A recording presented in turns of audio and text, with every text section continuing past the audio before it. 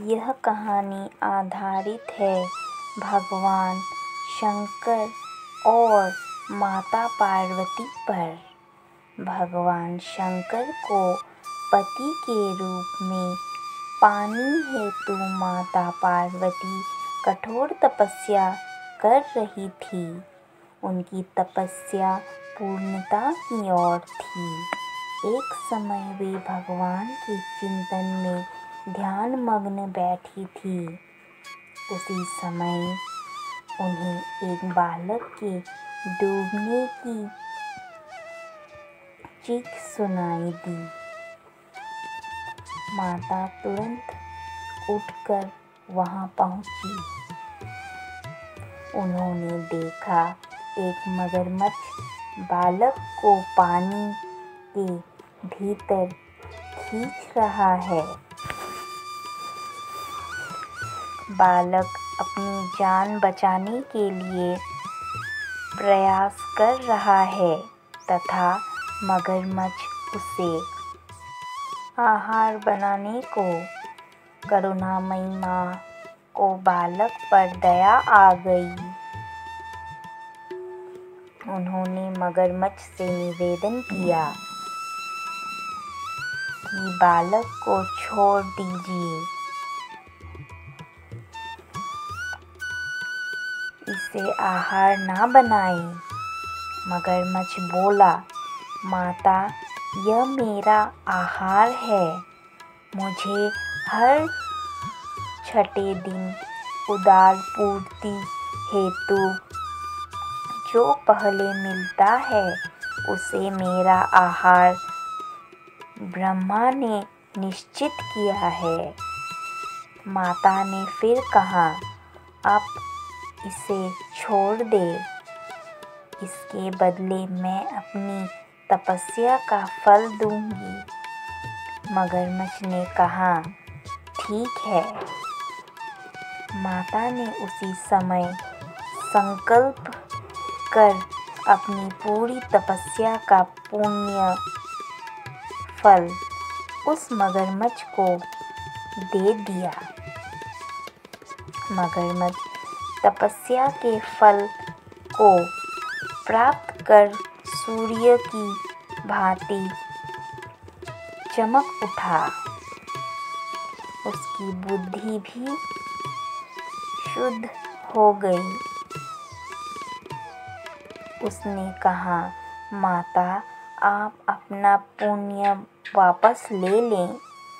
मैं इस बालक को यूं ही छोड़ दूंगा। माता ने मना कर दिया तथा ममतामयी माता बालक को गोद में लेकर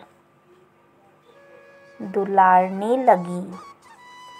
बालक को सुरक्षित लौटाकर माता ने अपने स्थान पर वापस आकर तप शुरू कर दिया। भगवान शिव तुरंत ही वहां प्रकट हो गए और बोले, पार्वती, अब तुम्हें तप करने की आवश्यकता नहीं है। हर प्राणी में मेरा ही वास है।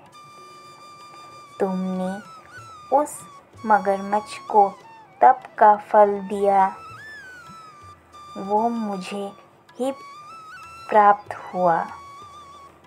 अर्थात तुम्हारा तप फल अनंत गुना हो गया। तुमने करुणावश द्रवित होकर किसी प्राणी की रक्षा की, अर्थात मैं तुम पर प्रसन्न हूँ तथा तुम्हें पत्नी रूप में स्वीकार करता हूँ।